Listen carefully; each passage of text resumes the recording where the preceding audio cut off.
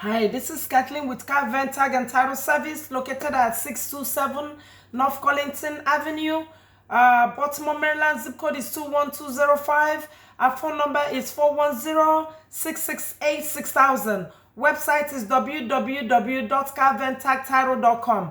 Hours are from 8 a.m. to 8 p.m. Monday through Saturday, and Sunday is from 10 to 6 p.m. I'm also a licensed Pennsylvania agent here in the state of Maryland. Here, I'm about to talk about PA car registration on a vehicle purchased from an individual. This is like when a Pennsylvania customer comes to me. They drove from Pennsylvania to Maryland to buy a car from an individual. I'm going to tell you the paperwork that I'm gonna need in order for me to process this registration. So first of all, I'm going to need the title of this vehicle properly completed by the seller and the buyer or buyers. Sometimes you do have two sellers and also two buyers, or maybe it could be two sellers and one buyer, vice versa. So the title must be properly completed. And what do I mean? The title must be properly completed. If on the back of the title, if the title requires notarization, that title must be notarized.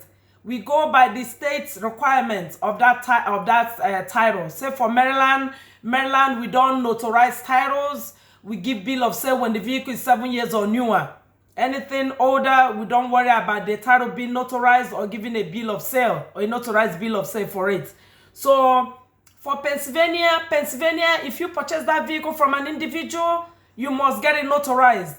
If the dealer is using the assignment of like is reassigning on that title, the dealer must notarize that section. He's signing that vehicle over to the customer, so it must be notarized. But if the dealer is selling it on a new, on a reassignment, then it doesn't have to be notarized. It will go from the dealer to the individual, but as it's going from the dealer, it must be notarized going to the individual on the reassignment. But if the dealer is using the reassignment on the back of the title, that back of the title must be notarized. That's for Pennsylvania. As for Maryland title, you don't have to notarize it. You give a notarized bill of sale when the vehicle is 7 years or newer.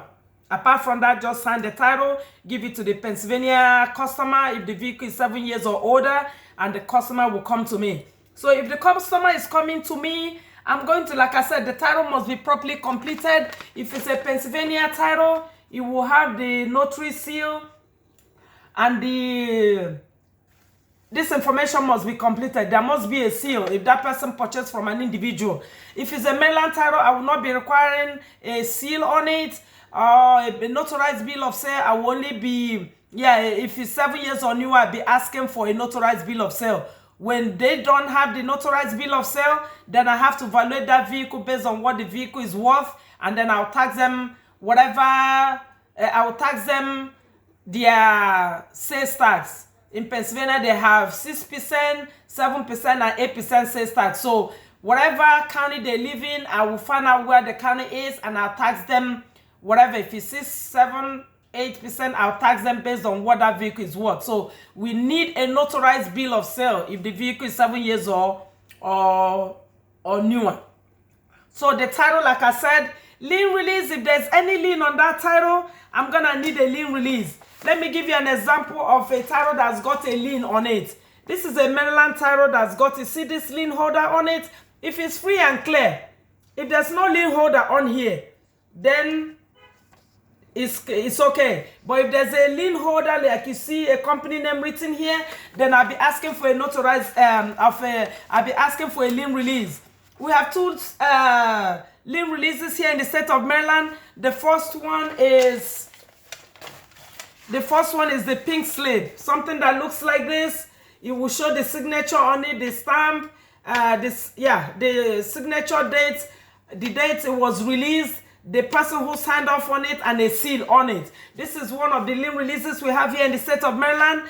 The second one we have will be a letterhead, just like this one here. It will have the company logo right here. It will have the name of the customer, the vehicle information, the date it was released. The lender will say the vehicle has been certified, that the lien or loan has been certified. So meaning the person is no longer owing the lender. And on that letterhead lien release, we're gonna see a seal on it. It's gonna be a signature. It's gonna have the title of the person who signed off on that lien, and we have the date it was paid off and the date it was signed. So all this information must be on that lien release. So if the vehicle has a lien, we'll be asking for the lien release. But if there's no institution name, the title is free and clear, then we don't need the lien release. So if there's no lien, then the notarized bill of sale if this vehicle is 7 years or newer.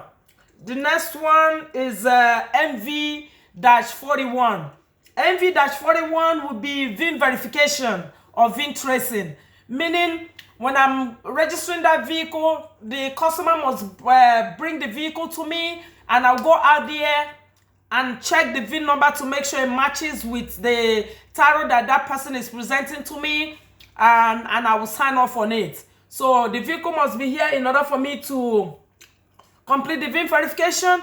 If you know you cannot bring the vehicle here, download MV-41, have a notary public complete it near where the vehicle is parked. Either a notary public or a law enforcement or a certified mechanic. There must be a number of that person, like whatever number of the, either their license number or like a police, when the police will do, maybe they put their badge number or whatever number that is assigned to that officer that is completing that form. So there must be a number on that form, meaning the person signed off on it and put their number in case we need to trace that VIN verification back to whoever did it. So the easiest way is for you to bring the vehicle here. If you cannot bring the vehicle here and you're scared to drive it to me, you're free to download the form. Have a notary public. Google notary public near me. Once you Google, there's going to be a lot of them. Find one of them and have them come to that vehicle. They must see the vehicle to sign off on this MV-41.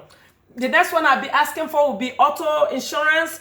Auto insurance, the vehicle that you're coming to register with me must be added to your insurance, and I need proof, meaning you have to show me the insurance card that's got the VIN number of the vehicle that I'm registering to show that this vehicle has been added to your insurance policy. The next one I'm going to be asking for will be your driver's license, your ID, provisional license, or military ID. Whatever ID or driver's license or whatever identification you have that's from Pennsylvania, I need a copy of it. I need front and back of the ID or driver's license you providing to me. So if everything looks okay, I've collected all this information, I'll go into my system and I will register the vehicle. As long as there's no error that's going to stop me from proceeding further to registering this vehicle, your registration will be printed and I put it in this pamphlet.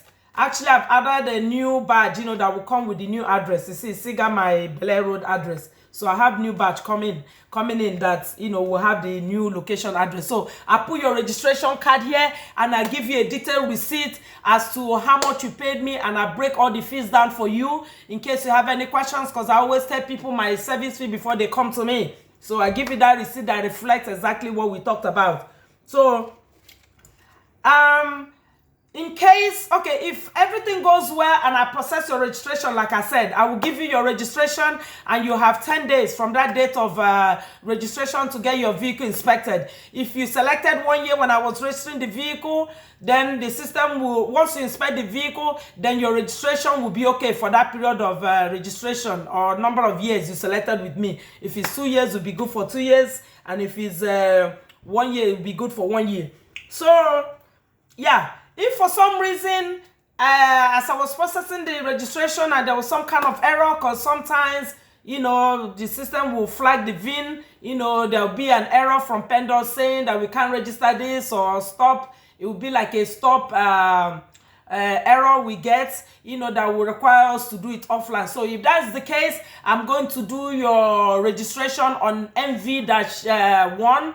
MV-1 is where I'm going to register this vehicle. The VIN verification must be done as well, and I will break down the fees on that MV1, and then collect the sales tax, collect the fees, and then assign a plate to this vehicle. And when I send my paperwork to Pendor, Pendor will manually go into the system and register this vehicle. And when I register this vehicle, you're gonna have a pink slip which will serve as your receipt.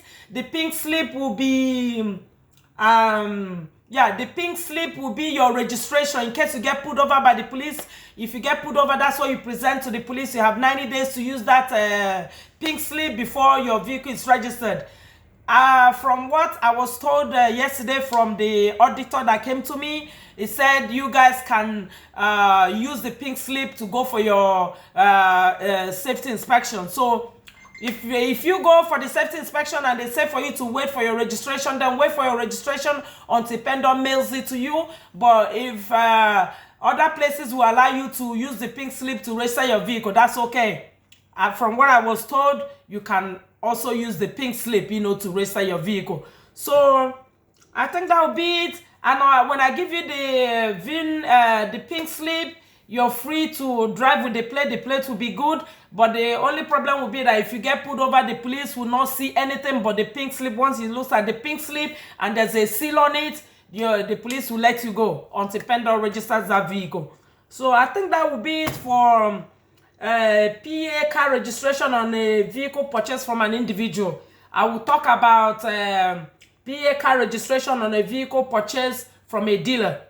That will be in my next video. So that will be it. If you have any questions, please give me a call at 410-668-6000. Thank you.